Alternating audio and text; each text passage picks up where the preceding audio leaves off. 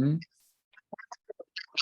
Cool. And we will allow for a little bit more time for some folks to come in, but it's about 5 after. So we'll go ahead and get started. This is a makeup call. So I was supposed to have a call last week and I had to cancel due to Thanksgiving and just the busyness of life. And so here this week, and I'll be here next week as well on Tuesday. And then we'll go back to every other week. But yeah, I just felt really called to show up again. I think it's really important to be here, and I've been missing my RC community, my ringing Cedars community. So thought I'd give a call. And yeah, this is the King's Domain design call. There's a lot of new faces on here that I don't normally see. We've got somebody sending out emails now. So Mark, you're talking about having emails sent out on schedule has made waves, and it's happening. So there's a lot of new faces here. So yeah, this is the King's Domain design call. When I originally started this call, there was 2 other community calls already going on. There was Arion's guided imagery call, and then Gabriel's community call, which Gabriel's going to resume his community call in December. So I'm a permaculture designer and gardener and kind of, land, whatever.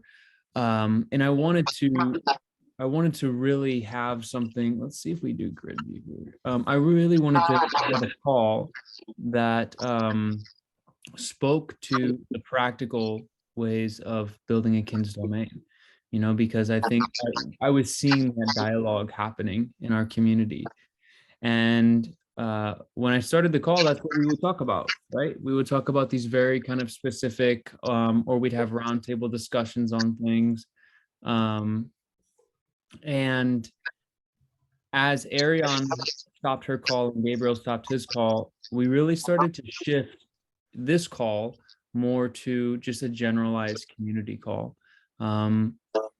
So I can mute some people. I see that, Marie. Thank you for that comment. So I think that's a little bit better. Yeah. So what I'm saying is that this call is really open to be what it is, and honestly, it's a time for us all to just communicate, get together, and be in the same space with people who share the same thoughts and feelings, similar thoughts and feelings. So again, I'm Wyatt for all those that are new here, and welcome aboard. I usually start by allowing people who are new, if they'd like to say a little bit about themselves and what brought them here, maybe how you found the books initially, how you found this community initially, because that's kind of different for some people. Some people are they're seeing it on YouTube videos of other channels, and then they're like, oh, let me check that out. So the floor is open for anyone here who wants to kind of introduce themselves, and then we'll continue with some more structured type stuff. But yeah, we'd just love to really hear from anyone who'd like to share a little bit about themselves.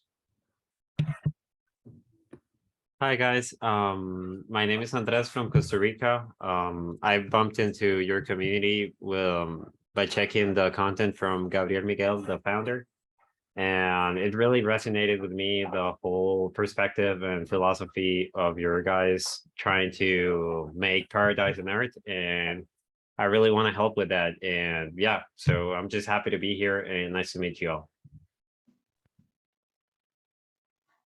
Wow, thank you for that. What part of Costa Rica? Atlantic side or Pacific side?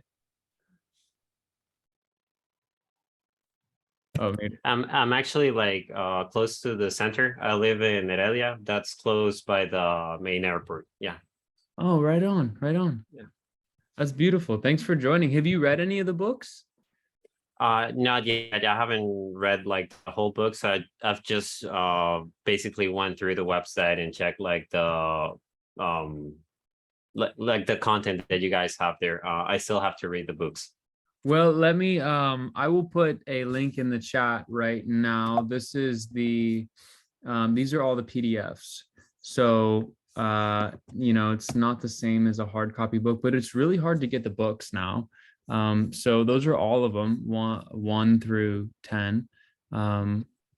Awesome. I really appreciate it. Actually, PDFs really help me a lot because I use like a software to read PDF, so I can like up my productivity. So that's awesome. Thanks a lot. Yeah, no problem, man. No problem. Enjoy. You can also listen to them on YouTube. Yes, let me throw a link. Especially, there's a couple people who have recorded them, and one I really don't like, and the one that I like is Lime Green something or other. Lime Green Roos. ROOS, yes. Yeah, Okay, I'm gonna put a link to her her YouTube channel, and yeah, I love, she really has a nice, easy voice to listen to. Nicole is her full name. awesome. Thanks. Yeah, welcome.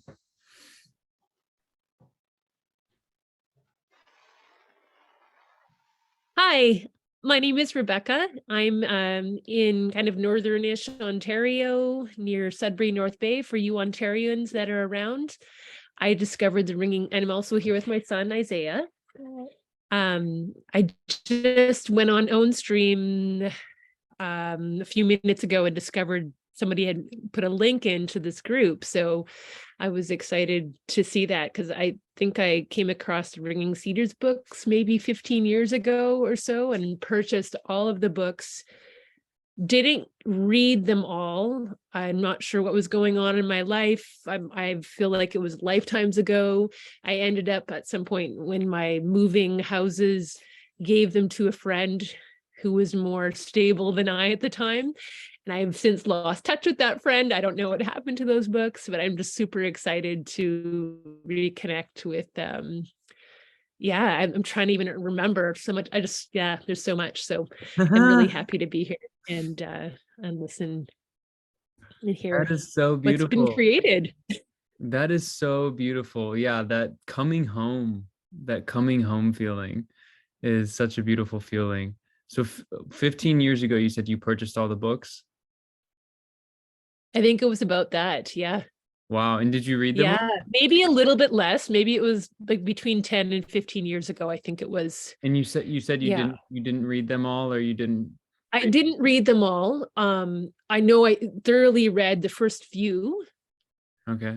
And maybe not skimmed through. I've never been a really heavy good reader. I'm really excited to I don't do a lot of reading. I'm really excited to hear about the YouTube channels and the PDF as well. So Yeah, those are in those links are in the chat. Yeah. That I put in there for those. Yeah, they're super. It's really nice. Like if I ever have a long drive to put on the YouTube and listen to that. And it's just so much better than music or anything. A lot of the times you just even though it's somebody's voice and they're reading it, but yeah, I really highly recommend that YouTube channel. For sure. And the thing that is kind of interesting, I'm excited to hear more about these building a kin's domain, because I'm sort of kind of living in one-ish. I don't even know exactly what a kin's domain is. I have some memory of it, but I'm living with my family on a little small tract of land. It's about 13 acres, and living upstairs in my parents' home, and we've got about 3 acres, and then beside them is my mom's like brothers and a number of different plots back onto forest. So it's just wondering, what can we do? What can we create with this that's been in the family for the last 15 years or so? Kind of similar around the same time. I've only been living here for the last 4 or 5 years myself. And so excited to wonder, like so many dreams, but would like to hear what people are creating and the visions there are and the ways forward. So yeah. Rebecca, it sounds like you've got a kin's settlement starting. Yeah. That's beautiful. The thing with it is that it's a lot of like, my parents are now in their late 70s, and both of my mom's brothers are similar age, even older than her. So it's an aging population and me and my son, so he's, so it's the three generations. Me and my son are the other ones that live here as well in the property. And then there's, everybody else has their children and grandchildren that just come to visit, kind of thing. So, and a few different community projects going for sure. I have so many ideas of what it could be, but also I can feel a little bit alone as the younger generation, where I feel like I've started a lot of projects that I'm like, oh my goodness, I can't do this all alone. And these people, like the next generation is aging and trying to slow down, and I'm creating and beginning and then getting over my head and feel anyway, it's but it's pretty amazing. Yeah. When I step back and think about it, That's really beautiful. And like Holdo said, you already are creating like a kin settlement. So yeah, I mean, quick refresher for you, kin's domain is 2.5 acres at least, where one sets up a living paradise for themselves. That's comprised of a garden, lots of trees. You may have over 300 varieties of perennials that all feed you. You may have some farm animals, not for eating, but for, milk, or, like a bear. Couldn't help myself there.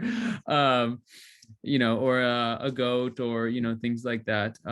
You build a house, you dig a pond, you make an oasis for yourself, a sustainable 2.5 acres oasis for yourself. And a living fence. Yes, and a living fence, surrounded all by a living fence. And the most important thing is that you make it in a state of inspiration, and as you plant everything, you're planting it and it's getting to know you. Like, this is a space that knows you. So it's different than the concept of like an eco village, right? Because an eco village, you're kind of like all in these community spaces, right? So like a kin settlement is individual domains that each have their own sovereignty in it's their own safe, holy place, their own temple. And so, yeah, I mean, anywhere can be a kin's domain. We don't have to have the most ideal space. I mean, we should do our best to find that, but the point is everybody can build a home. And I mean, you're saying you got yourself over your head with projects and whatnot, but yeah, I mean, you've got, I think the more that intentionality and I'm slowly starting to integrate that more, but the more I am in communion with the land and working through that, like kind of more that permaculture principles and what you're explaining, I wouldn't be in over my head. I would be doing a lot more awareness, but there's times when I'm kind of going through when I've been, okay, I want to do this and this and this and then, it's that energy of like, go, and then you burn yourself out. It doesn't work when you do that. Like, honestly, guys, I have a really, really beautiful anecdote that speaks to what you're saying, Rebecca, like hit the nail on the head. Today I'm building a small little temporary house where I'm living at, right? It's a roundhouse. It's cedar post and beam structure. It's like the technical term is called a wolfati. Basically it's like a half earth and wood house. And I've been working on it now for a couple of weeks, right? And I've been like, I've got other jobs and things. I can't devote my full time to this, but I have been pushing to get certain things done on a certain timeline. And like today, I worked and I actually got nowhere because everything that could have happened that would halt my progress. And it was a beautiful learning moment for me to really step back and realize, like, wow, when we move at the speed of trust and we don't haste, we're not in haste, it's like we won't encounter those same things. Because there's been days that I've worked on this house and it's like, whoa, all the joints come together, it's all going good. And then there's days like today where I knew all the time. Like, it's like, "Oh, I gotta just get this done. No, let me just get this part. No, you know, well, that went wrong, but hold on, I'm gonna try again." And continually not listening to what your intuition is telling you. I love what Gabriel says, the founder and director here at the Anastasia Foundation. He says, moving at the speed of trust. I really like that, was just ringing in my ear. So yeah, it's like one of those things where we're all trying to like rush, not rush, but you know, when we just have this desire, and then we're kind of like, okay, I want to see it materialize now. Ringing in your seed ears, What? ringing in your seed ears, Yeah, cedars. yeah. Can you spell out how you called your house a wood hottie? Oh yeah, sure. Ellen, it's so good to see you. I just got to say hi. Ellen is a long time pioneer on these calls, and it's very good to see her face. What culture does that come from? Wofati. It's an acronym made by a permaculture guy that literally means wooden so it's wooden Oler, because like one of the guys who helped develop this is Mike Oler. Frame something. And timber installment. Yeah, something like that. That was not very poetic. Oh, It my- stands for Woodland, Mike Oler, Freaky Cheap, Annualized Thermal Inertia. I'll send the link here. This is pretty funny. You could pass it off as Arabic. Yeah, there we go. I'm building a wafadi. Everybody know how to save the chat for all these gems? No. So Go ahead, hold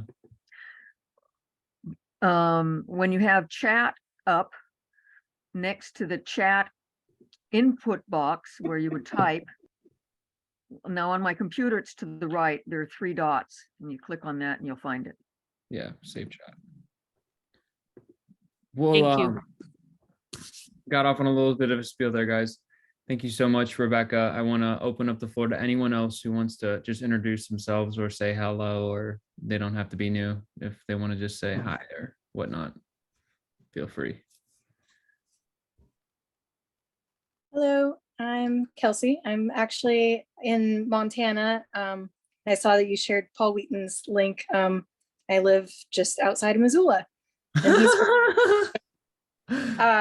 yeah, so I'm familiar with some of his stuff. I just joined this call for the first time today. I saw the email, so that was helpful. I came across the Ringing Cedars books just earlier this year, and I'm working through the second book right now. And I just bought a 1 acre lot where I'm at now in my tiny house. And even though it's not 2.5 acres, I figure this is a great opportunity for me to start learning about how I might want to do things. I'm also implementing some permaculture and biodynamic principles into how I do things. So I really am excited to hear what everyone else is doing and how we might make this a reality. That's so beautiful. Wow. Dang, that's so beautiful. Tiny house, 1 acre, Montana. Like, what's not to love about that? That's beautiful. It's pretty great. Yeah, that's so cool. And you know, you're in a similar scenario to where I'm at, because it's like where I'm living now is not where I'm currently going to reside forever, you know, but it's like I'm taking the opportunity to like, yeah, teach myself, learn, make the mistakes that I need to make, you know, in order to remember that knowledge. Yeah. Because it's also intuitive. Yeah, somebody said in the chat 2.5 acres. Why 2.5? It's like, well, if you have a family, that's enough land for you to grow food. But if you have more land, then that's too much for you to take care of and really intimately know. And you know, it's like there's individuals that say like, yeah, 1 acre or like a half acre. People like in cities are like, you can grow all your food, but Yeah, I think if that answers your question, Rebecca, it's like there's two, if you had too small of a lot, then you wouldn't have enough of this, enough of the elements couldn't fit in there to make a kind of a cohesive paradise. If you had too big of a lot, then you'd be like, I don't really know what's happening in that corner. You're not intimate with all of the space, which I think is pretty important. How did you find the books, Kelsey? I had heard about them a couple years ago. And then I don't know, I guess it kind of sparked my interest again when I heard Gabriel talking on the Alpha Cast with Bear Lando and Mike Winter. I really love that podcast. And yeah, it just totally inspired me again to look into the books. And so I actually found, I borrowed the first one, and then I found books 2 and 3 at a local used bookstore here. And it was just like one of those things where I just on a whim decided to stop in there, and they were there, and I'd never seen them there before. So it was perfect. I was meant to go there. Yeah, that's how it happens. That's really exciting. Yeah. Yeah, yeah. Wow. I remember when this reminded me, I found the first books at a thrift store, the first book, and it was like sitting on a display case, like the old green covers or whatever.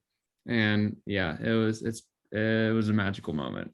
Although I didn't read it like for months. And then but it was just like the cover that just was like, I got to get this book. I will say that listening to the YouTube audios, the readings of them is so helpful. I tend to get through books a lot easier if I can listen to them, because making the time to just sit down and read is difficult. So for anyone else who's kind of in that same boat, like listening to the YouTube audios might be the way to go. Yeah, totally. Well, Kelsey, thank you so much. There is a lot happening in this community. I always feel like we're about ready to explode, and really we are. Like, there's individuals here who have been spending, the latter part of 2022 planning settlements and doing the legal groundwork and the framework to have, a settlement here.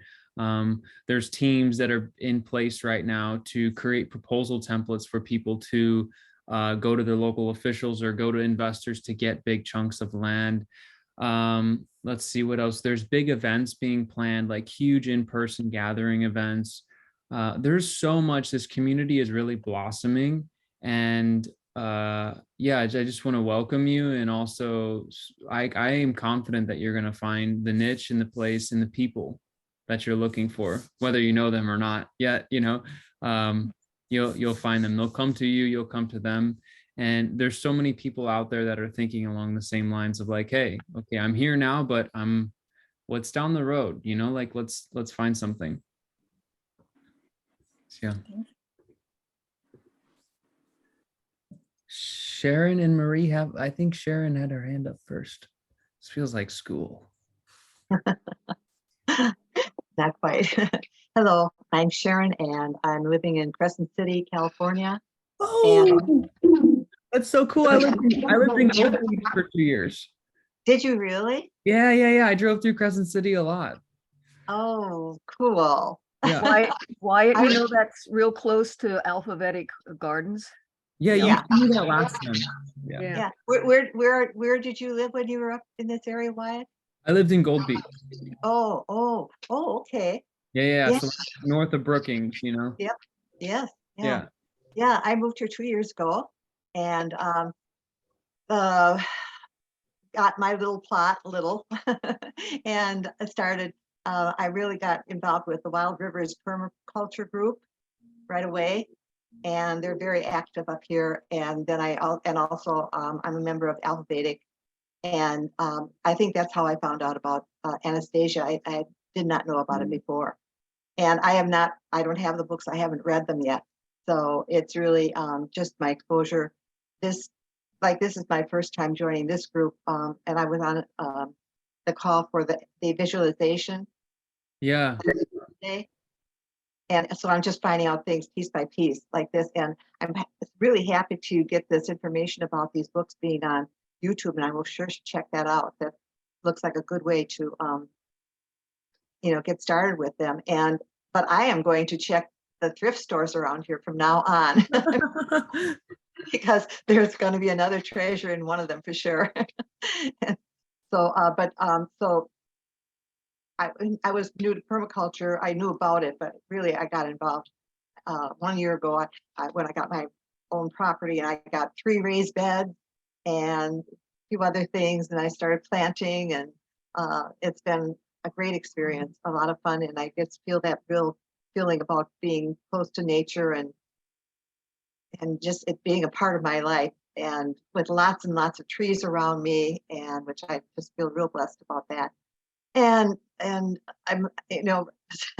having just kind of dove in, I haven't gotten the seasons figured out yet, so didn't do all the stuff I should have done for fall planting, but I'm learning that next. So it's piece by piece like that, learning about how to plant, when to plant, what to plant, and so when I saw that this was going to be on, I thought, I know there are going to be a lot of gems of wisdom that'll come out of this for me. So I'm kind of an information junkie gatherer right now. Trying to learn. Wow. That's beautiful, Sharon. Yeah, those thrift stores around you are going to carry those books. They'll be there, and the books are going to be republished soon as well. So, And also there's bookfinder.com, which will search the whole planet, and it displays the prices, including shipping, new and used. Very good. I'll check that out for sure. Thank you. yeah, thank you, Sharon. Marie, good to see your face. Hey, everybody. Yeah, it's I wanted to share an experience. The first time I saw the ocean was in Crescent City, so it was nice of you to say Crescent. I grew up in Walla Walla, Washington, on a farm. So I went to Whitman College for 2 years sweet, in Walla Walla. sweet. I didn't. Went to Linfield College in McMinnville, Oregon. Anyway, I'm right now. Wait, current- you went to Linfield? Yeah. Oh, interesting. Yeah, I had some friends that went to Linfield. That's cool. My one friend grew up in McMinnville, and I love McMinnville. Sorry to interrupt, but McMinnville's groovy. Yeah. Yeah.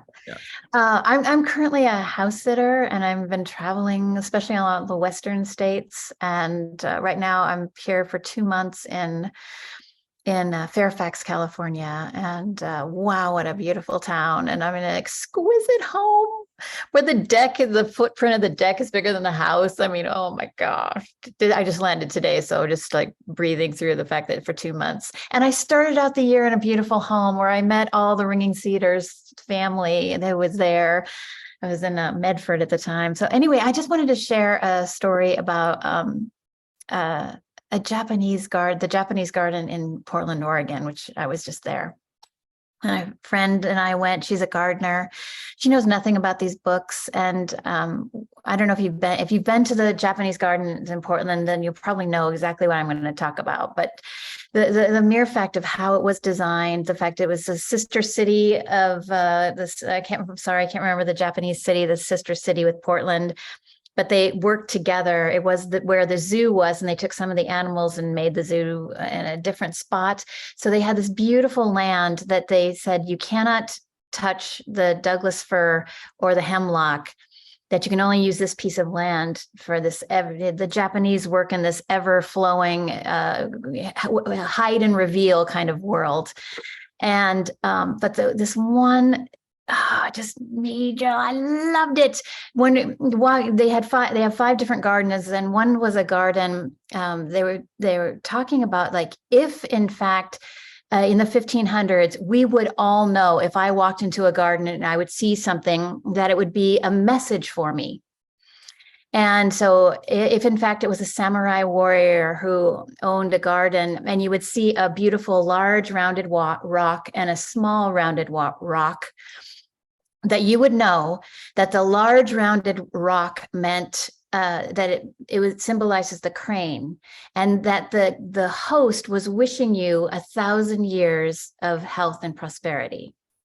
And then if you saw that paired with a smaller rock, that is called the turtle rock, and that it meant 10,000 years of health and prosperity. So you'd know if you had walked into somebody's garden in the 1500s in Japan, that you would know that if someone had that wish for themselves, that they have that wish for you too. And the idea of this hide and reveal that often, and I've been to Japan many times, and I just never got this, that there would be smooth rocks and not smooth rocks. And so when you have the not smooth rocks part, you would have to look down and like make sure your footing was correct. But when you were on the smooth rock, your ability to look up and reveal some new part of the garden, that the pathway was revealing something beautiful about, about what they wanted to, because the Japanese gardens tell stories. So there's another part of the garden that tells the story of the 4 seasons, and that they use the rocks for the water, that it represents the water. I mean, it was this one of these mind-blowing days that, when you're with someone that a friend that I love being in her presence, and she's a master gardener, and she was just as awe-inspired as I was. And this is just literally like 2 seconds of this wonderful tour that we went on at the end, learning about all these different gardens. And I thought, gosh, when I have an opportunity, because I move around so much, that right now that is not, I'll be the bard for a while. I've stayed at some of the ringing Cedars people's homes, and it's just been so fun to have people host me and talk about the books. And I wish Elizabeth was on the call, because she has been quite the my host for many times. And so I just wanted to share, and I thought I'm so glad Wyatt's doing the call this week, because I wouldn't have been able to share this last week. So I thought I would just jump on and share that with all y'all. That's extremely powerful. Like there's so many layers to what you're saying with the gardens, and you're totally opening up a new secret trap door in the world of gardening and in garden layout that I had it's like intuitively, like we were talking about this, Sharon may know, and anyone else who was on the guided visualization, how like this knowledge is like always ever present within us, and we all have this truth meter. We all have this capacity to be able to hear words, and it's like it resonates. And is that learning? Is it remembering? Who we don't, I guess, need to distinguish. But when you were speaking about that, it was just so like, yes, like that is what we can design all of our spaces to be, is this living story that tells about creation. It's like, well, there's people here that haven't read all the books, so I don't want to spoil things, but there's a really cool section about the book of creation. And we have this ability, like you're saying, Marie, to really paint pictures that, like, what does Anastasia say? Like she tells Vladimir in one of the books, like, so you consider, a sculptor and a painter, an artist, right? And he's like, right. He's like, and I think she says, so why do you not consider somebody who paints a living image on their own land the greatest artist around? And it's like, yeah, that's the truth. That's like when we make these living images that you walk through, and like you're saying, you see a rock in a certain pattern or a group of plantings, and it evokes something because there's meaning there. There's assigned meaning, or there's intuited meaning. And yeah, super beautiful, Marie. Like you got me. I'm gonna have to go down a rabbit hole with Japanese storytelling and gardens. That's really beautiful. No, I've always done, and thank you for that. I've always seen that, the moving walls that are in many Japanese homes, and how the tour guide was telling us is that these moving walls have a purpose, so that when you bring someone, and it's this gift. The ancient Japanese is about this gift world, but you're gifting the vision, so that if in fact, like for example, it just so happened that these moving walls, this was in of the garden about the 4 seasons, so that if it was spring and your cherry trees were blooming to all capacity, you would close all the other doors, and so when someone walked in, they would just see the door open with the cherry blossoms, because that's what you wanted them to focus on. You were gifting them the spring to the gift of spring to them. And so and then if it was a winter, there's the other parts of the doors were open. I'd say, what? It's beautiful.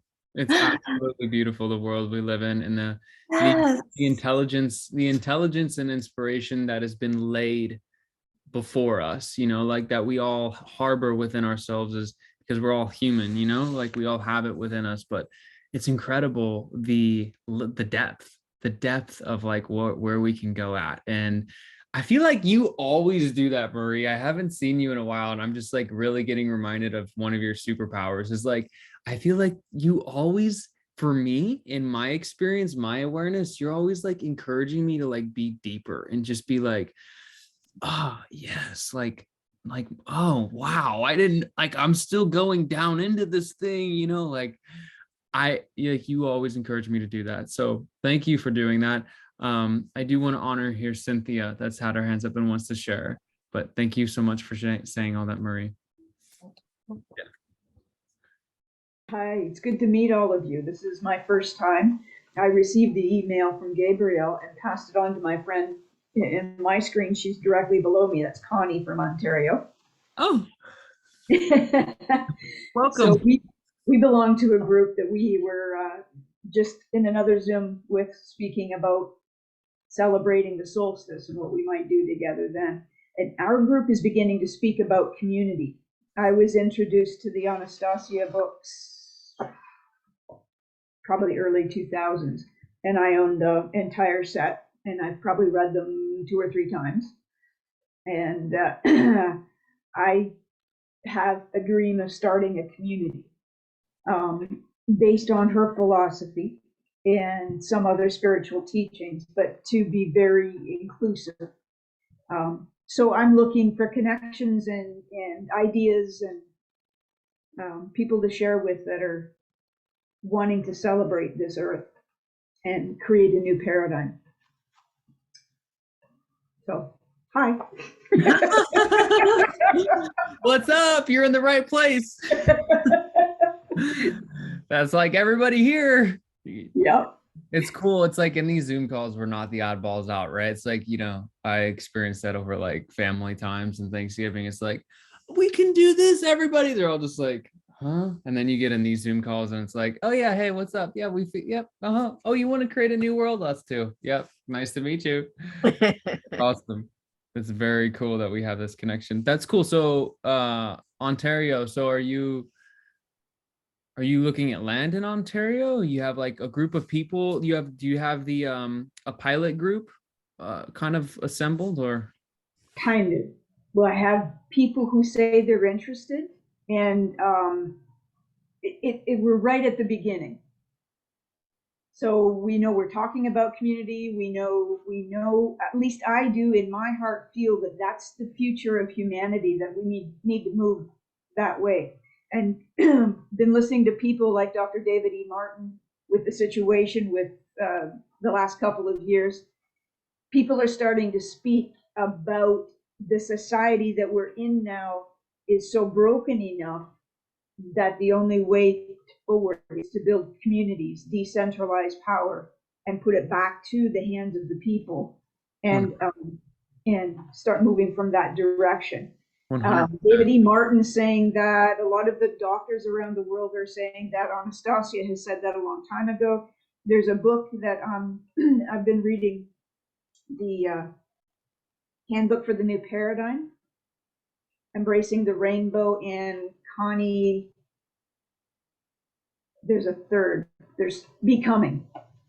And they were written by George Green back in around the same era as Anastasia's books. And they talk about the 4 universal laws, the law of attraction, the law of focused intention, the law of allowance, the law of balance, a lot of things that Anastasia says in different words. And those books are directing humanity into community. So there's just a lot of different input saying community is the way to go. Well, even like Gabriel will say, like Paramahansa Yogananda Yes. early on, basically alluded to that and said like, hey, people need to gather and form these small communities. So it's been talked about for quite some time, and now it's up to the hearts and the minds of those willing to materialize it. And what I'm feeling is that the reason why it doesn't materialize for us like that is because we are literally we are getting our resonance up to the speed of the dream that we've held within ourselves. It's almost like, there's this like there's like kind of a interesting like, I guess it's a paradox or like a flip script of like, is it the dream that's purifying the individual, or is it the individual that in the aspiration of the dream purifies himself? I mean, it's like one or the other. I guess it doesn't really matter, but either way, I think we all can admit I'll speak for myself. I'm going through so much purification. I'm learning so much about if I'm going to materialize this lifestyle, if I'm going to close my eyes and now I'm here in this life. Oh my gosh, I got all kinds of stuff to get rid of. I don't want to take that there. You know what I mean? And it's like there's so much that it's exciting to be dropping it all, right? Or to be integrating it all, to be really transmuting it all and turning it into gold, but there's a lot there. And so Cynthia, it's like beautiful just to hear the aspiration, because I really feel like having that dream. I was just reading in book 1 right before this call, where Anastasia basically says like, yeah, all you need to do is have a dream and like make practical steps towards that. And that's all it takes. Take practical steps, have a dream. And if the dream doesn't contradict the laws of spiritual being, she says, then it most certainly comes about. Yeah, that's beautiful, Cynthia. Well, yes. John Lennon, way to go, Hulda. What were those 3 books again, Cynthia? Becoming, Handbook for the New Paradigm, Rainbow, and Becoming. Connie says yes. Okay. Well, nobody else wants to introduce themselves. That's awesome. Still welcome to everybody. Usually, I mean, the welcomes would be so much shorter, but I really enjoy that we can just be free flowing and kind of communicate, and it brings up cool topics. So I, have a couple of ideas in my head that spontaneously will arise if the need is there, but I'd like to open the floor up to anyone who has a particular question. A lot of us came to this call probably with some expectation, maybe not though, which is really cool. So if there's some like particular question that you're looking for, or topic you want to discuss, something you want to ask somebody else, I'm so open to hearing whatever it is that may be. Otherwise, we can transition into some cool things. I always have a song available. Is it time for intermission, guys? I think so. So every Kin's Domain call that Holda's on, we have a little quick intermission where Holda does a short performance. So it's that time. So Holda's Popcorn ready? Yeah. Yeah, I think so. Okay. All right. This is called What to Do. What to do about the gum on the sole of my shoe. I stepped in it, yes, 'twas I, as I was staring up at the sky. Alternate last line. As I was staring at chemtrails in the sky. Oh me, oh my, head in the clouds, feet on the ground, how to bring them together to make them sound. Prometheus unbound.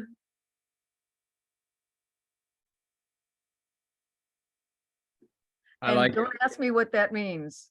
That was a Prometheus unbound. I have no idea. I was looking for a rhyme. So That was a short one. Do you have another one while we're all assimilating our thoughts? Sure. This is my newest. It's called the Do Re Mi. RTFM BYOB. Little old lady, LOL. Or is it laugh out loud? WTF, WEF, BTWIOU, BFD, Berkeley Fire Department, Washington Mutual, WAMU, beverages and more BevMo, TMI, OMG. Oh no, it's in code, hit the road, Jack. TMI, OMG, LSFMT. Lucky Strike means fine tobacco. Loose straps means flabby tits. It's all in the wrist. And if you'd like a translation, I'm happy to translate a little bit. That one was pretty far out there. Yeah. Wow. So RTFM is geek speak. Anybody familiar with it? Mm-mm. Read the fucking manual. Oh. Oh, hold up. And WTF, I think that's pretty well known. Maybe. Yeah, that's well known. And WEF, that's what's his name's initials? Klaus Schwab's initials. And I think everything else is, you know, TMI, I think is well known or not. And OMG. And LSFMT is what we used to hear in the like 50s and 60s in advertisements for Lucky Strikes. LSFMT, Lucky Strike means fine tobacco. And then we kids would say it stands for loose straps mean flabby tits. And we got all excited about that. Oh, hold That's up. it. And now we're going to get more civilized with a reading from Anastasia. I think so. I really like doing excerpt and then like doing like 3 minutes of imagery. I really feel like that's a powerful way to connect, and then we all kind of discuss after that. So that's that was something on my mind. Unless somebody, you know, has another kind of idea. I think it's, you know, like I said, these calls, I used to come very structured, and I could, if we want to jump on the permaculture bandwagon and we want to start talking about like planning out settlements and how you should start with things and what infrastructure should go for, I mean, we can totally go down that road. Totally okay too, to do that. I always just feel like it's more about connecting though, because we don't have these other opportunities to connect. You know, my call was intended to be specialized, but it's become more just broad and generalized because that's what the need is, right? There's new people that are just haven't even read the books yet, you know? And it's like, I feel like what touched me when I first found these books was honestly Arion's imageries, guided imageries. Like that was like the light switch for me. I got to throw those in the chat. If you haven't checked out the Anastasia Foundation YouTube channel, definitely check that out. And I'm going to put the link in the chat right now to our YouTube channel. And it is absolutely, check out Arion Teleszewski's guided imageries. She has a whole entire library on there. She recorded them all. And they changed my life completely. So I love doing like little bits of imagery because yeah, it really touches. I'd love to hear a ring. Well, no, if you'd like to hear one, I've got one, but I got one. Book 6 has been really speaking to me lately. I'm telling you. I'm telling you.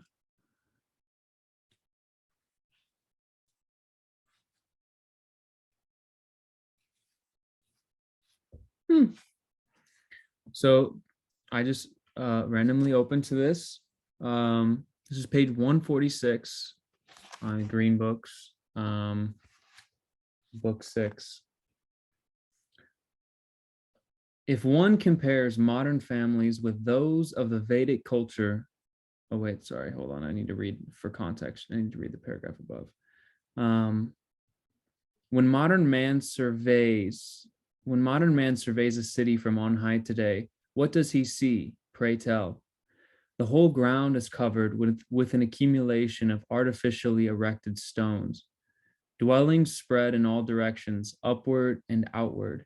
Here, there, and everywhere lie miles and miles of vast expanses blanketed by stone landscapes. There is no clean water anywhere, and the air is polluted. How many happy families can dwell under their own piles of stone? If one compares modern families with those of the Vedic culture, the answer is not a single one. And one could go further. Amidst these piles of artificial stone, people do not dwell, they sleep. And yet, in this hypnotic sleep, a single living cell still strays like a tiny nucleus throughout the body, sometimes at rest, sometimes in motion.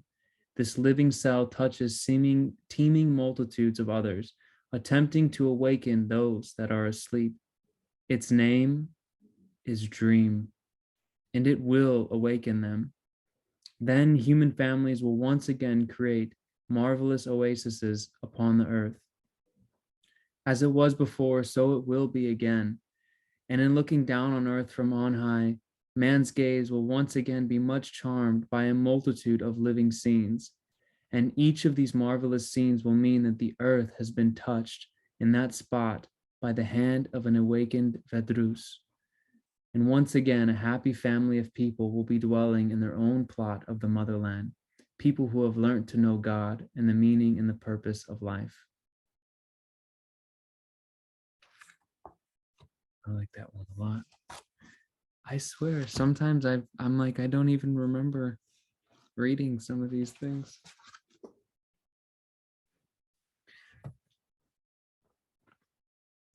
Yeah. That's a little sneak peek for you, Sharon and Andres. Little sneak peek. Well, there's what I'd like to do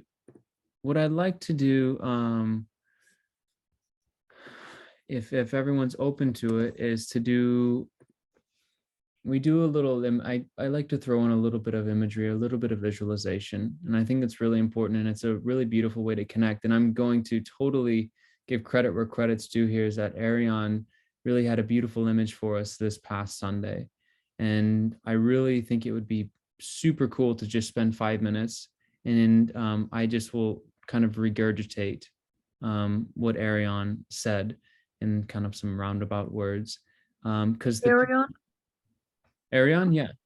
Who is Ariane? Ariane Teleshusky. She used to do. You get the emails, right, Hulda?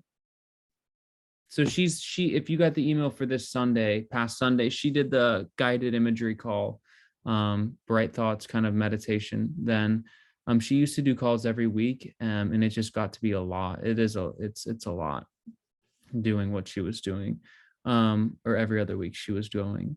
And she's a longtime member of the community. She is a professional guided imagery expert. That's her business, or that's her stewardship, is she basically counsels people and helps them create bright, vibrant images. Her website is theinwardpath.com. I highly recommend you check it out. If she has a vibrant community there as well, highly recommend you check her out. If you are in need of any I'll do it in link form so you can just click on it.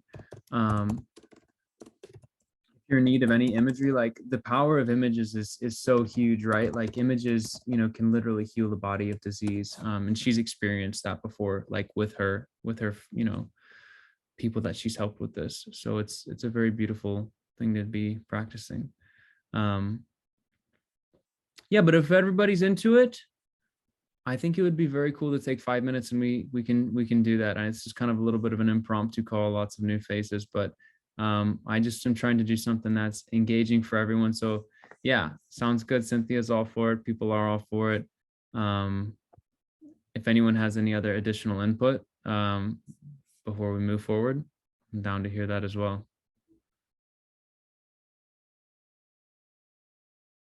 We're good. We're good. Cool. Well, the image, I'm not like Ariane. I don't like to speak, or I don't speak while we do the image, but the image is really, we were all standing in a big circle. So here's a fact to boggle your mind and to think about. So just 5 minutes of contemplation over this fact alone is suffice. There's over 100 million people who have read these books.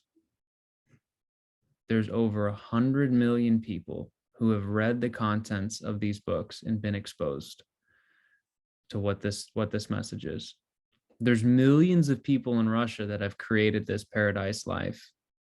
There's millions of new children that are being born in this space that is being talked about, in this lifestyle that's being talked about.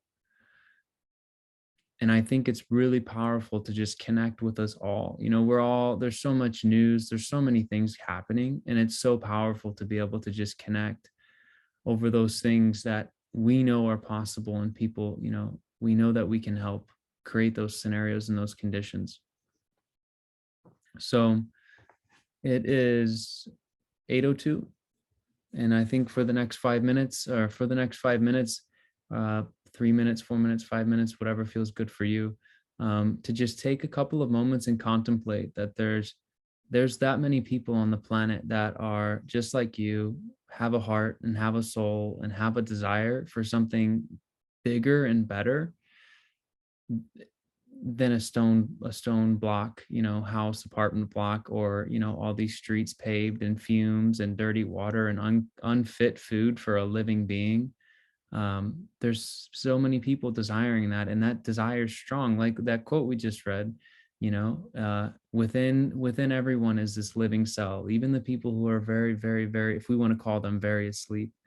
So yeah, maybe we just take 5 minutes, a couple deep breaths, and really contemplate that and really hold that bright image of like, we're all united here, one heart, one mind, you know, and our efforts are united. So without further ado, I'll be the timekeeper. It's 8:04, and I'll gently call us back when it's that time.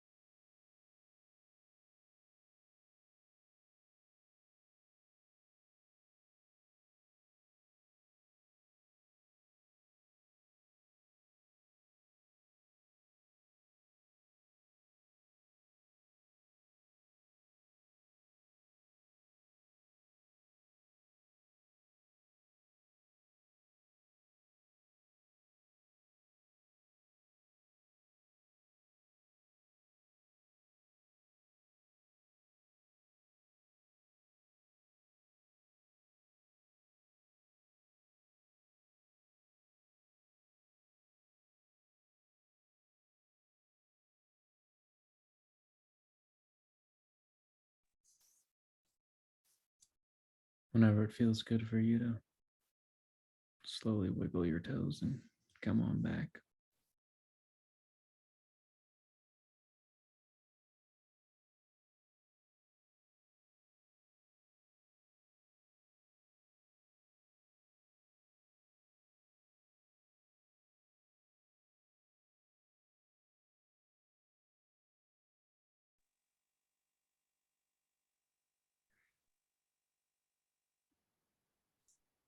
Mark, I saw you in the forest.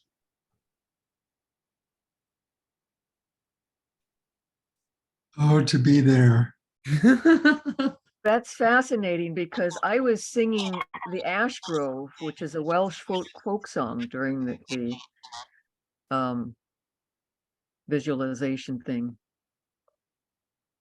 Oh, So I guess I was in a forest too. I saw you in the forest too. I saw Rebecca. I saw you and your son, and Mark and Hulda.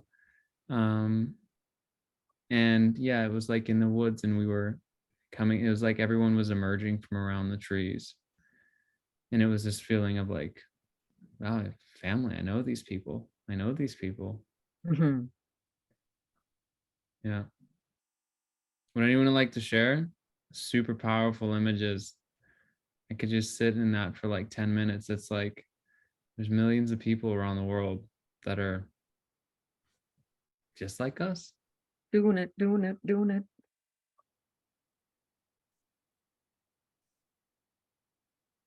So what came to me was this image of all of us tending to our land and essentially helping the earth to breathe again. You know, so much of the earth is just covered in this concrete and pollution and just choking, you know. The flow of life is not allowed to move in and out of the earth like it should.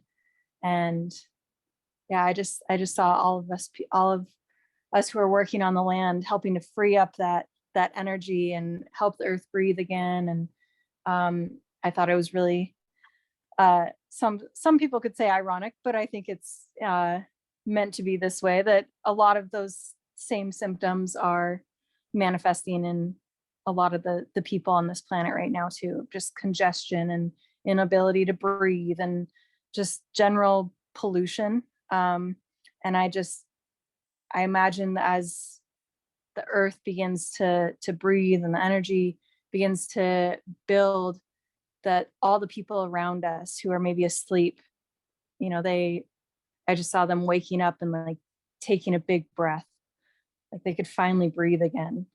I don't know, I thought that was really interesting. That's a We're really, doing a lot of healing work, I think. yeah, that's a really profound image. And I've never thought about the earth in that way of like that people gardening and doing this free up this pent up energy that's just needing to cycle. Like if it doesn't cycle, it's just stagnant, and then it's like explodes within itself, and then there's earthquakes and volcanoes, things like Mhm. that. That's incredible. That's a really beautiful image. Thank you for sharing that. That's like I love the shares. It really gives me so much to think about.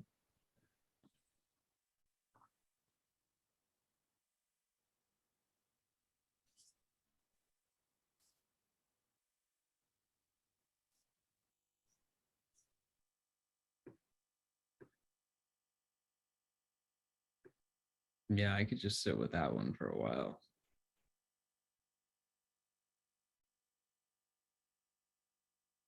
Hmm.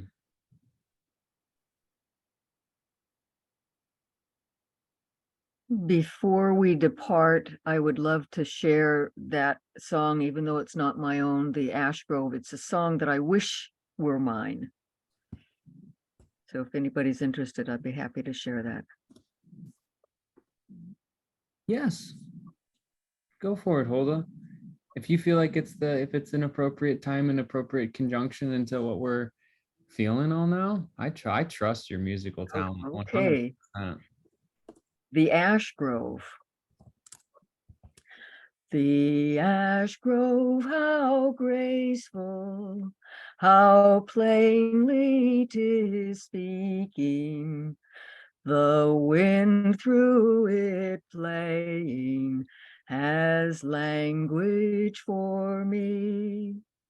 Whenever the light through its branches is breaking, a host of kind faces is gazing on me.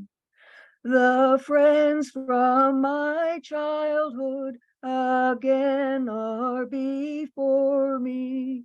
Each step brings a memory as freely I roam.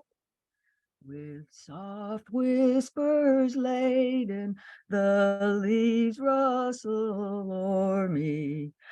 The ash grove, alone is my home. Down yonder green valley where streamlets meander, when twilight is fading, I pensively rove.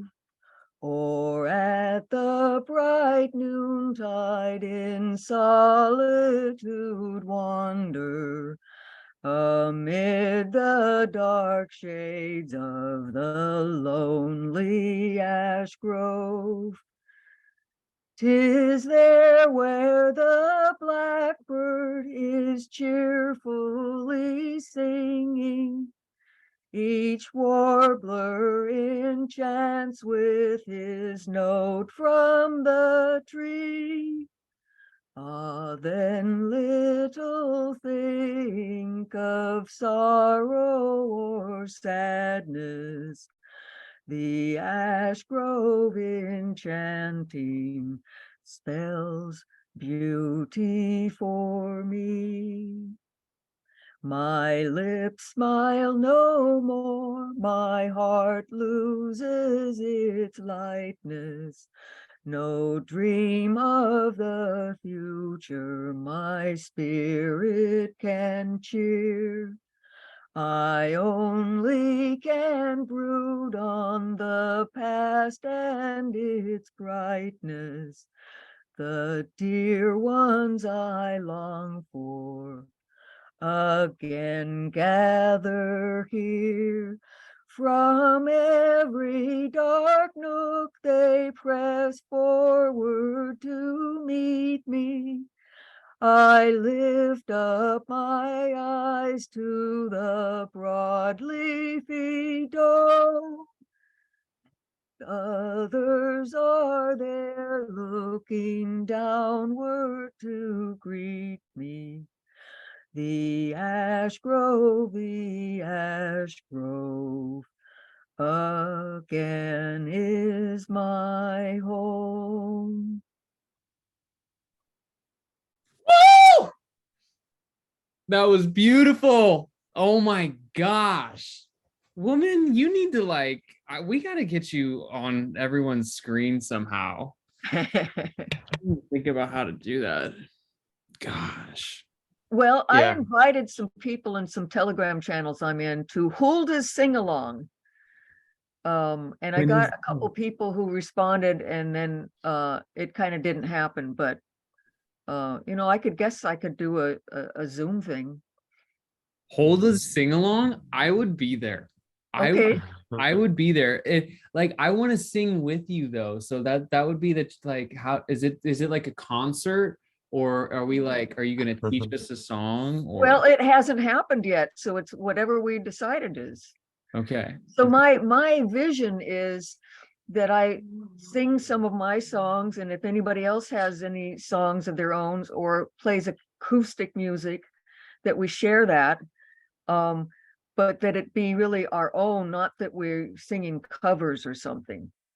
I'm so in. And then Let's one way that I can share my songs with you other than singing to you is to do call and response. I sing a line, you sing it back, then I sing a line. when are we doing this, Hulda? I don't know. When's a good time for you? Ooh, Weekend or weekday? depends. I don't. You let me know and I'll make it happen. Oh my goodness. Um, Are we? I mean, this is cool. I'm like excited for this now. There's gonna be a lot of I'm thinking if we, especially if we can advertise it through the platform, perhaps, um, like a sing along for people to like share. What about poems too? yeah, although I've written a number of poems in my day, I'm less drawn to poetry these days because I'm so drawn to music and singing, a melody and melding the two Yeah. for the resonance.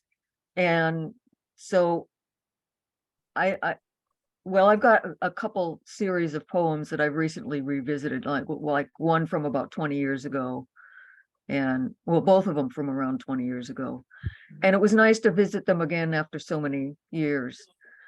But I don't know, it just feels different, but we could see.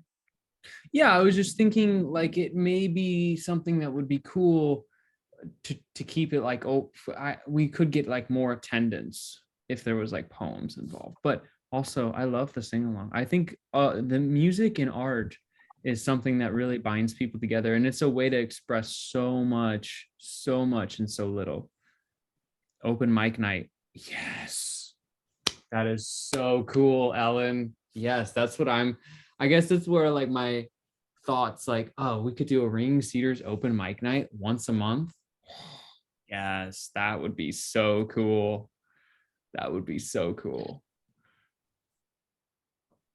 That'd be like one of the most watched videos on our YouTube channel. Oh yeah, Kevin does poetry. I remember that now.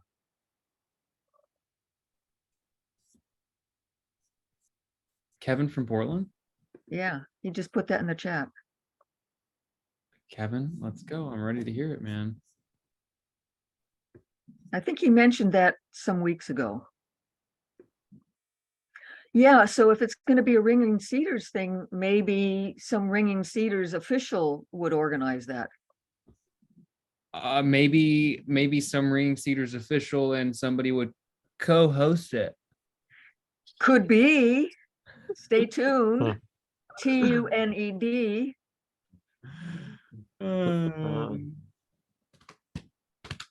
Well, yeah, at the open mic, Kevin, of course. Ellen, what? I just want to say good night. I love you guys. So good to see you, Wyatt. So good to see you too, Ellen. Sending so much warm thoughts your way on your island. Sounds so Yeah. beautiful. Nice to meet you. So long, farewell, auf Wiedersehen, adieu. Bye. Hasta la vista. Ellen is such a beautiful member of this community. She has this concept called Spark It Place, where basically currency becomes kindness and currency becomes real value, like authenticity. And so she actually has like a pilot. I don't know if it still is live, but she had a pilot store that got help funded. And it's just a really inspired woman that is so dedicated to like bright thoughts and bright thinking. It's seriously been an honor to know her. What's it called again? Ellen Marie Elizabeth. Ellen Marie Elizabeth. Her platform or her currency or whatever. What's that called? Spark It Place. Oh, I wanted to Spark It. Spark It Place. Yes. Yes. Is that it? Yeah, I may be able to find the. You've reached 5105270560. Oh, hold on. Wow. Yeah, her Sparker Place is definitely growing. Here it is. I have the link for it. If my computer will load here.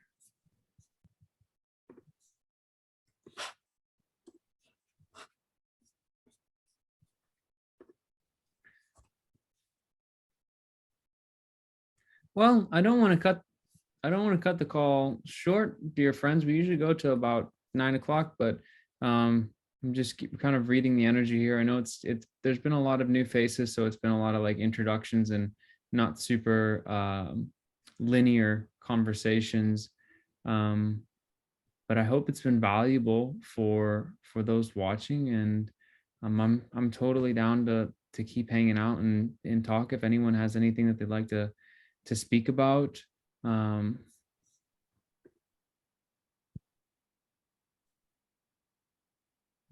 Yes. Oh, I agree, Andres. Yeah, totally. It was absolutely beautiful. I had an image, I visualized something like similar.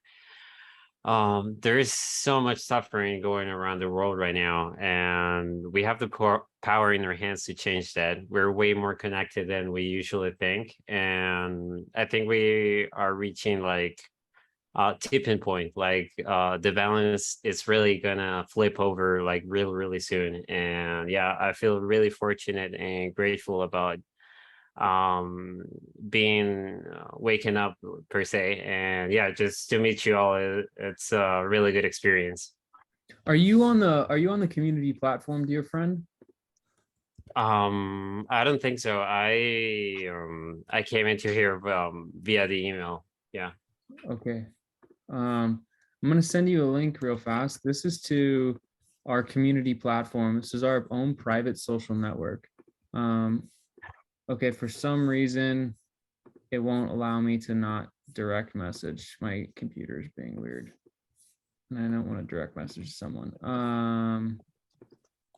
You direct messaged me earlier. Oh, Did here, something yeah. happen? Well, no, it's like the formatting on my computer won't allow me to click the button that says to everyone. So that link I just threw in the chat, my friend, is to our community platform. It's like our own private social network. Definitely check that out. Thanks. I'll definitely join. Cool, man. Cool. It's been a pleasure to have your energy here and have you here. And like, can't wait to hear about the developments in Costa Rica and all the things that you're going to create. And yeah, really look forward to staying in touch. And I've never been to Costa Rica. I do hope to visit one day, perhaps. We'll see. Awesome. Yeah. I'm actually really fortunate and grateful because recently I've made a lot of new connections through internet.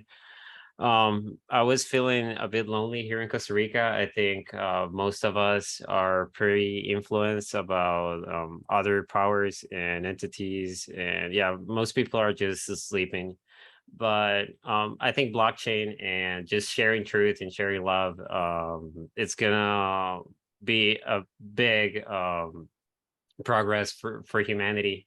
The whole decentralization of power and bringing power back to the people's hands, to creators, to collectors, to players. I think it's going to be the way to go, and I'm super excited and hopeful about the future.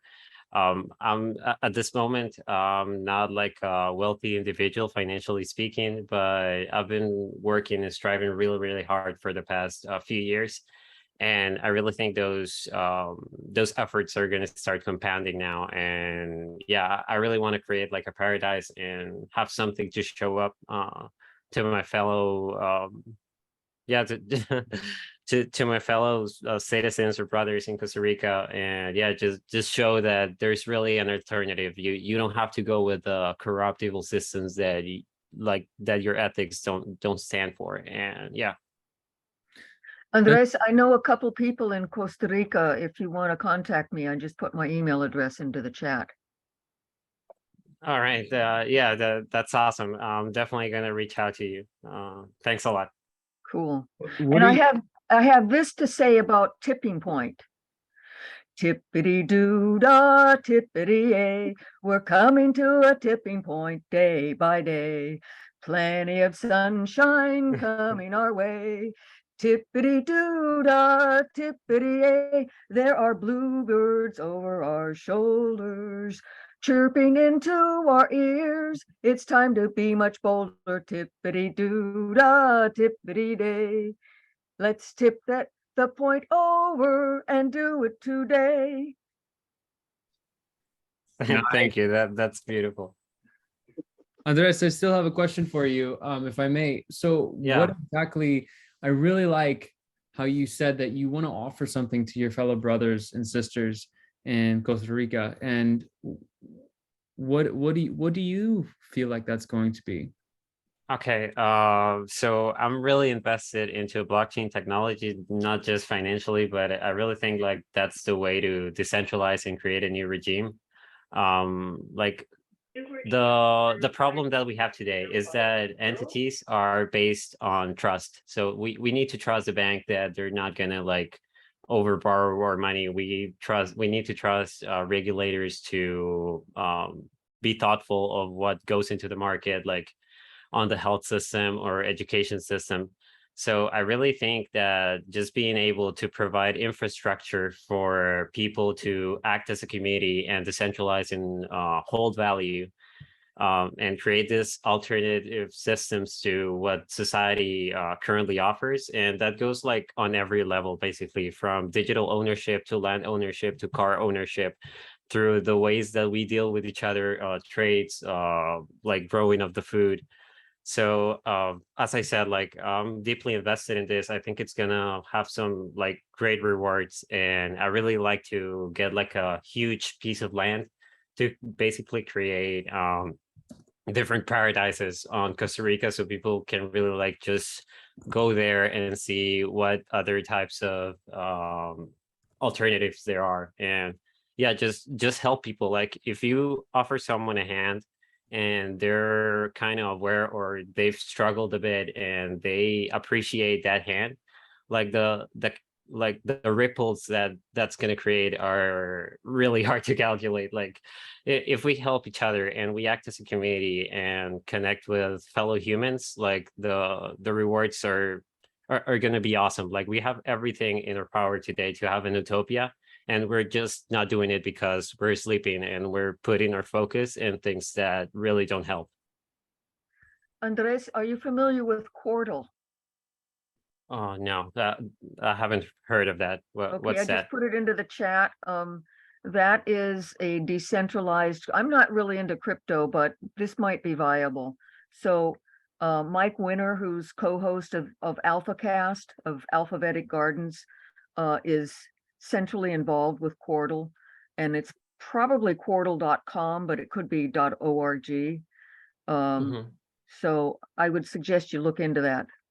Oh, awesome. Yeah, I'll definitely check that out and dive deep on that. So thanks a lot. Yeah. Yeah, Sure. Andres, that's really beautiful, man. You know, it just is, we have a lot of similar passions and drives, you know, because that's what I've been doing here. Like I'm not a wealthy, rich person by any means.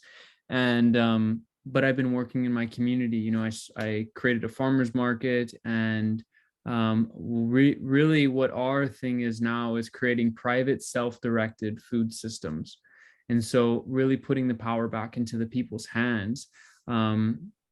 From everything, so that they're involved in what goes onto a store shelf. So anyway, just there's a lot of like overlay with like what you're saying, and like where my passion is at, and it's kind of like resonating with me and on a deeper level. So like I just I'm gonna put my email into the chat, man, and please feel free. Like I'd love to talk it up, because that's, you know, we have to clean up our mess, right? It's like I don't want to go live on a paradise land and then leave this planet to turn to trash. Like I have to take care of my earth, and or else she's not going to take care of us. Like we've got to help her out. Yeah. And you know, help the people out too. Like you say, there's so many people suffering, there's so much pain going on in the earth, there's so much inequity, there's so many, you know, people are walking. I like the imagery in this, walking carcasses. They're walking and they're not even like, well, they're not at their potential. We're letting people walk around half dead, and we have the power to do so much. And it's like you're saying, it's right in front of us, it's right there. And it's like all it takes is to grab it and a couple of inspired people to just push it along. Yeah, I definitely agree with you, and I thank you all for sharing the contact. I'll definitely save it and reach out to you. I'll join the community as well. I really think that I lost my train of thought. I'll get back to it in a bit. No, it's beautiful, man. It's really beautiful to for me to think about that there's people all over in different key parts of the world, in different countries, in different states, whatever, that are committed to not just their own happiness, but to the happiness of others. And Yeah, look, we have to build our happiness on each other's happiness. Like we can't build happiness out of someone's misery, and that's like the huge problem with society. Everyone's just super focused on themselves and don't really realize that we're super connected. So if if I lift someone up, like they're gonna lift myself up, but they're yeah, gonna help me as well. So yeah. And also like a huge thing about blockchain and why I'm so like hopeful about this technology is just because it's going to help individuals to take like wholesome action or positive actions towards the world. I know there's a bunch of people who really want to help, who want to make a change, but they just can't because the system is so oppressive. They have no chance. They're just like surviving on a daily basis. So having alternative systems that can reward like having good actions such as cleaning the environment and stuff, and have like yeah, but like individual rewards for them, that's going to be a game changer. Because today if you want to do something good, you're probably just going to do it out of pure passion and good intentions, and you're not going to get rewarded financially speaking. So just getting those incentives so people can act and realize themselves and support their family, it's going to be a game changer. Yeah. and when we band together enough people, like then we can create our own economies, and that's where we can create cash flow, or we can create asset flow, to because who knows what's going to happen with cash in 100 years, but we can create a flow of assets, a flow of value. Like even if just us 9 people right here, we're like, okay, you have this product, you have this, you offer this, and we build a community and we commit to being like, we're going to support these 9 people as much as we can. Like already we just took so much power that was like outside of us and just brought it in, and we're just like, okay, here we go, we control this now. I control the exchange and hold it. It's like you're saying, it's decentralized, and it builds everyone up, like you're saying as well. Like your success of creating a really beautiful shirt or growing really nutrient dense food is my success, because then I can use that, and then my money or my asset is your success, and it's like it's totally reciprocal. It can be, Yeah. it will be so beautiful. It will be like we Yeah. will live in this Super future. beautiful. Yeah. Yeah, the barter system. Yeah, that's the words. I don't like that word. It sounds like haggling, trying to get over on someone. I like trading, Trade system. exchanging. Yeah, exchange. Yeah, I like exchange. I like gifting, Mhm. sharing. Yeah. Sharing. Yeah. Yeah. What you're saying, Rebecca, currency of caring. That was one of the big things Elizabeth talks about. Like currency, like that's where value should be put at, not in, not even in like, it's just like the gauge of product quality should be in like, at what level does this care for humanity? At what level does this care for humanity and care for everybody else? And like that should be a gauge. That should be like on one of those price charts that you see online for certain products. Like that should be starred. Like how much does this help humanity? How much does this inspire kindness? How does this help people be more loving? And it's like, whoa, cars would go out the window pretty fast, right? But like, you know, maybe like a blender would be different. People be like, oh, we can make smoothies that nourish or whatever. I don't know. You know what I'm saying though. We start gauging things on a different level. Another way to look at it is that is the value, and this other is the fiction, is the fake, and just becoming aware of that and then figuring out how to act accordingly. Yeah. That's how I There's like I think we're super powerful as humans if we set our intentions right. And like you mentioned on the reading that you read, like if we have our intentions right and it doesn't go against like our spirit or the laws of nature, like we're most definitely gonna succeed at achieving our dreams. And we'll get roadblocks. Like I experienced a roadblock that like we'll get signs. So like that's our way that we know if it's working or not. Like we all have that gauge to be able to say like, my dream is it's not flowing. Like I need to rethink it. I need to, like, we can feel when we have a dream that's like gonna work, like gonna be sound. Like we all know that. And honestly, we've all just been programmed. We've all been taught, in my opinion, we've all been taught to not hold a dream, right? Like you're taught, like as you grow up, like, oh, fantasies. Oh, well, those are kids, those are you grown up now? Are you have you whitewashed all that kid stuff away from you? And it's like, gosh, man, why'd you have to do that? Like we've all got dreams, and the ability, like you were saying, Andres, to like have that dream and with that guided intention.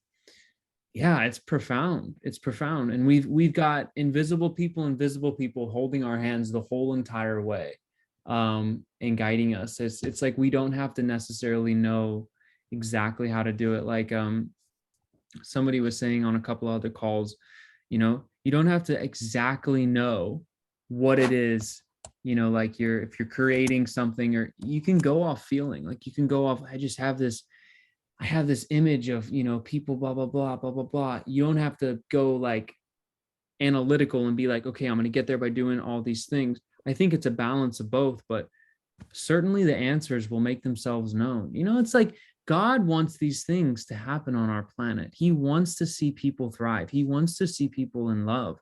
And we want that too. It's like deep down in our heart. It's like everything is pushing us towards this way. The question should not be, what do we need to do, but what do we need to stop doing? Like every day we keep reinforcing these things in our mind, right? These narratives, we keep pushing truth down, or we keep it at a level place. And one of my favorite quotes in the book is, there's not a day that goes by when truth does not make itself known, but in the sight of each and every one of us. It's like it's all there. It's all there. It's time to celebrate. Yeah.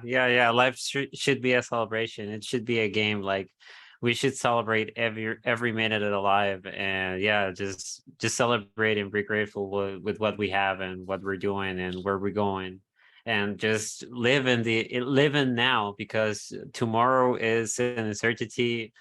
Yesterday is history. We only have now, and we have to be grateful for the very moment that we have in our hands. And I feel like what you were saying, Wyatt, about the dreams, like there's dreams I've had since I was very young that I've dropped over and over and over again. But if they are real and true and meant, are pure, they will keep coming back, and I will not be able to let them go.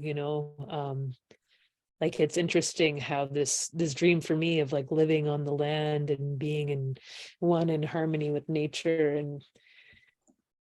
and with community and others, it's like I can see that it's almost like a family generational dream. I feel like it's the dream of all of us. It's the dream of the land. It's the dream of humanity. Like that's is there any more of a pure dream out there, and to say that, I do think we all each do have our own, we do have diversity and differences, and maybe not everybody is necessarily meant to do that, and maybe some people are meant to be more nomadic or things like that, but for those that are settling down on the land, like this is like an amazing blueprint that certainly that concrete, I don't know, maybe I don't know, I don't want to project my dreams onto other people. Please do. Yeah. No, please. Yeah. Please go for it. They can choose not to hold that projection, but Yeah, just throw that out there. Is that sustainable, right? Those dreams of concrete towers and, you know, smokestacks and crap like that, that's it, you know, that doesn't seem like a dream that can last for too long. I definitely agree with you, Rebecca. I think like it's only natural to have these kinds of dreams, to connect with nature, to be with your family, to be with community, to connect with each other. And those people that are dreaming of material stuff such as apartments or the things that society offers, they're just dreaming that out of ignorance and not knowing what's behind the curtain. So yeah, I definitely agree on that, and I So agree also with Wyatt. suggesting a different dream might be really Yeah. helpful for them. Definitely. Yeah. So you pushing your dreams to others, like keep doing that. Please, please, please. Lead by example. That's what I'm trying to go for right now. Yeah. Yeah. Yeah, knowledge of the truth is in living in the truth. Yeah. I think Truth needs no defense. along those lines, I think those of us who are living in the truth, which I see as being, you know, in alignment with nature, we do have this common dream. I think the earth and nature is dreaming through us. You know, we're the way that the earth is able to manifest this. You know, we are the people alive and doing the work on the land, but it's really this dream coming from the earth that's moving through us, I think. And I love the idea that our bodies are of the earth, you know, so essentially we are, the earth creating itself. Yeah. Yeah. Thank you. Yeah, the divine. I think I'm gonna head out now. It was so lovely to meet you all. I'm gonna get in the email and hope to connect with you all again. Thank you so much. I'll be here. I'm gonna put some alphabetic links into the chat. Because it's a fabulous community. That's how I found out about Ringing Cedars, when Gabriel Miguel was on AlphaCast. So there you go. Thank you. Thank you for your music. Thank you so much, Rebecca, for being here. We'll see you next time. And Isaiah. Yes, and Isaiah. I thought it was Isaac for a moment. When I was visualizing, I thought it was Isaac, but no, Isaiah. Got it. Yeah, he was curious. He peeked in for a bit, but then he retired to bed. He was really perked up when he heard your music, though, Hulda. So thank you very much. Sweet. Yeah. Thanks. I'm gonna hop out as well, and again, really grateful to meet you guys, and I hope you have a wonderful night. And I'll definitely keep my eye out on the community and emails to see you again soon. So Great. cheers, and thanks so much for your thoughts, brother. It's been really a pleasure and an honor to have you. Thanks. Super nice to meet you, Wyatt. And again, just a hug to everyone, and be safe. Bye. Bye. Sinatra, are you hooked up to get a copy of the chat? Who? Sinatra? Is that how you did? No, I'm not. So you can email me and I'll send it to you. I emailed you already saying let's sing together. Oh, wonderful. Okay. Yeah. But no, there's no dots, and I tried to take a screenshot and that wouldn't work. But I look forward to our next meeting, whenever that is. Okay. Next week. I did not receive an email from you. Oh, I copied it. Maybe I typed it wrong. Put it in again.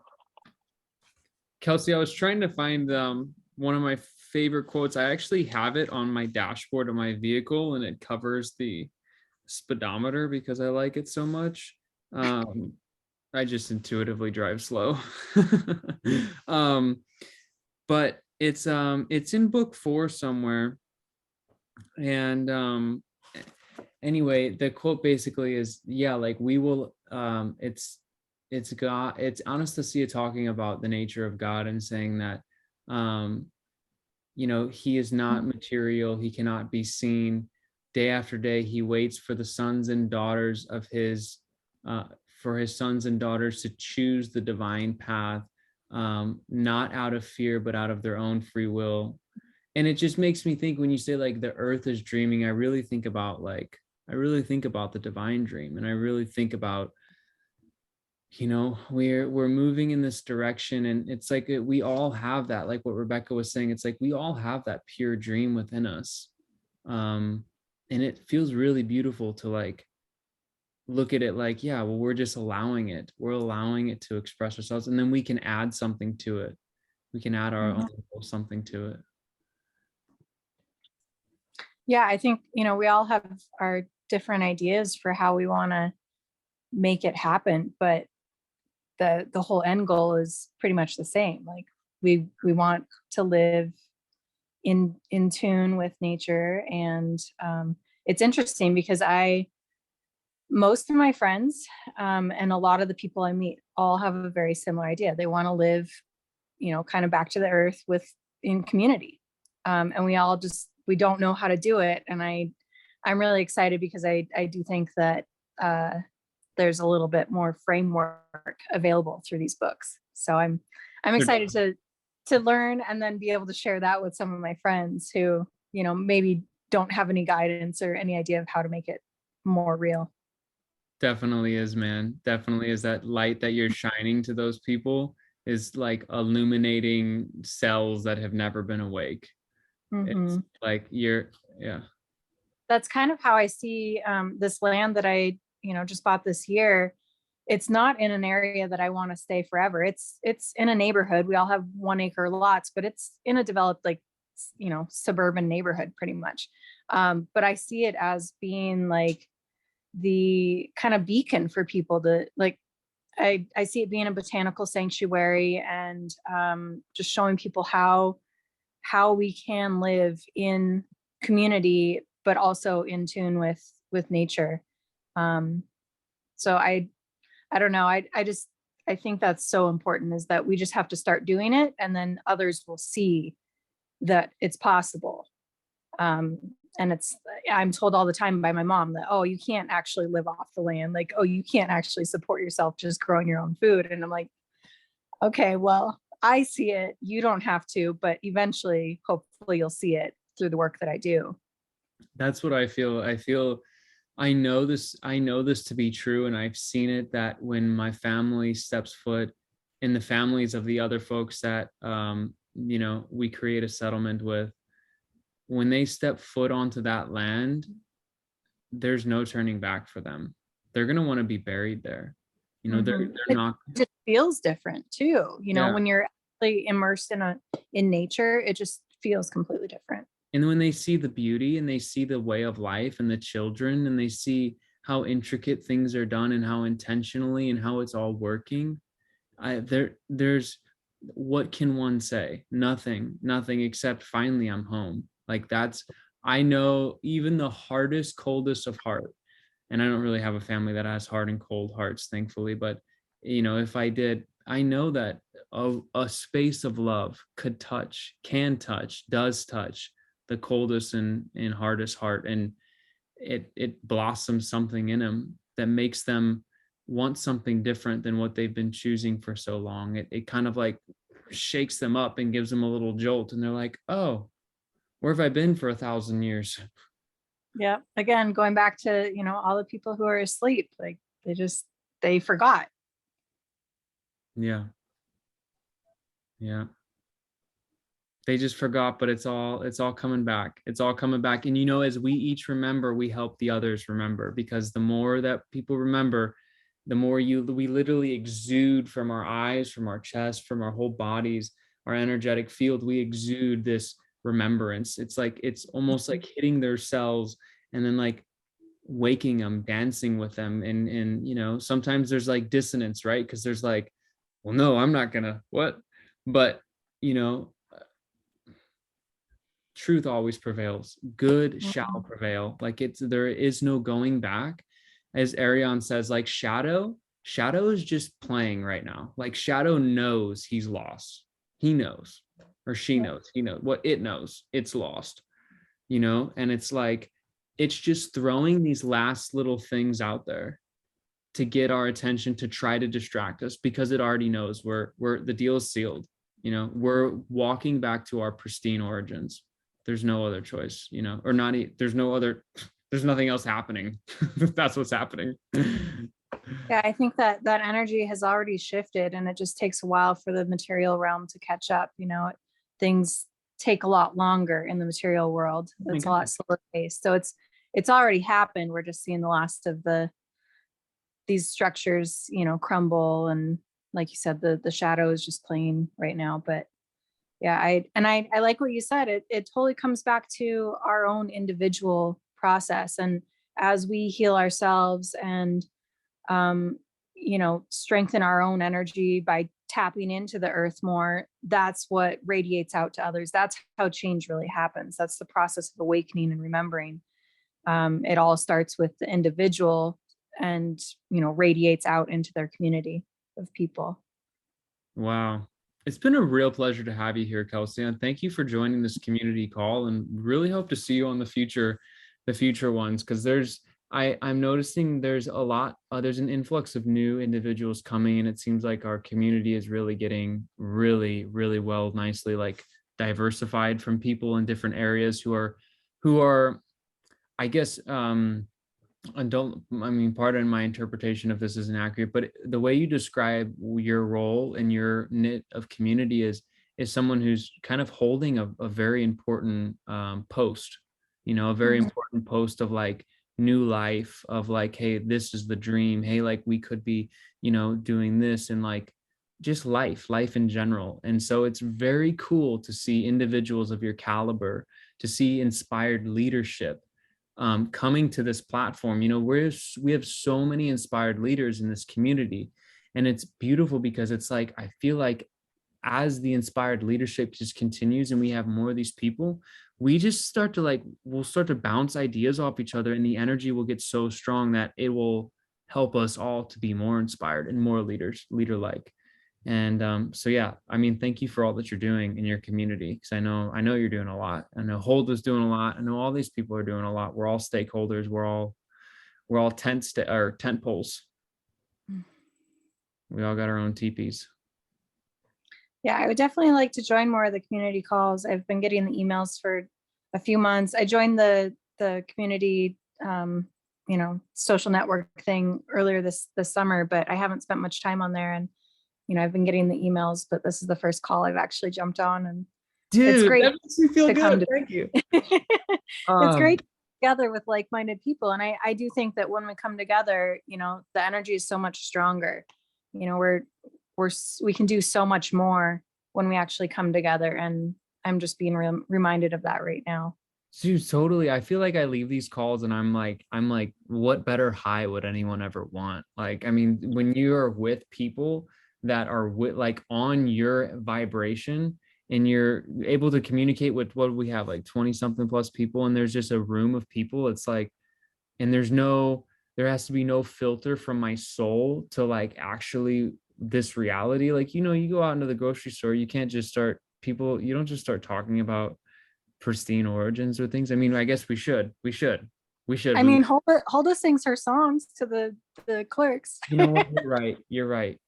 See, it's probably good for them to be exposed to these, so-called weird things. yeah, right. But it's so freeing when we get in these groups that just be like, yes, we're all here changing the world. Yes. It's beautiful. Well, it's that I like Ken in these calls early, so I'm glad it's about 9 now. Thank you so much, everyone, for joining. Kelsey, thank you. Holda, thank you. Sinatra, thank you. Yuko, thank you. Kevin from Portland, thank you. Again, we'll be here next week because this was a makeup call, so I'm glad I did this. Yeah, thanks for our divine connection. Yeah, peace, people. Bye, Kevin. Thank you. All right, guys. Hope to see you all next week. Holda, open mic night. Let's talk about it. Okay. Bye, guys. Bye.